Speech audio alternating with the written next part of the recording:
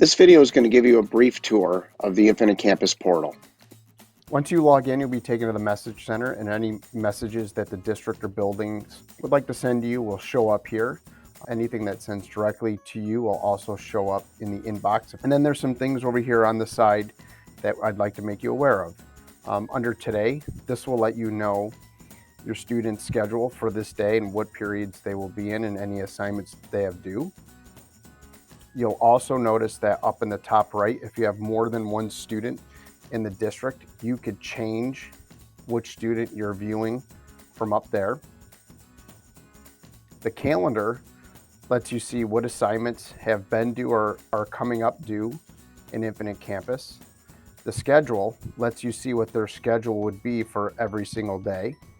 And under attendance, the attendance will show you any days that they have been absent or tardy. Assignments will show you any assignments that have been assigned to your student. You could filter it by either missing or current term, depending upon what term we are in. The grades will show you the running overall grade for each of the sections.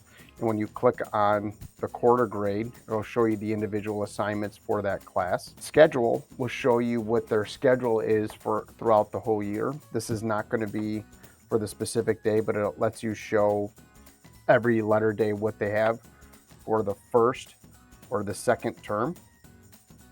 Documents will show any of their current or past progress reports or report cards. And under More, you will see any of the information that you have entered, including the backpack.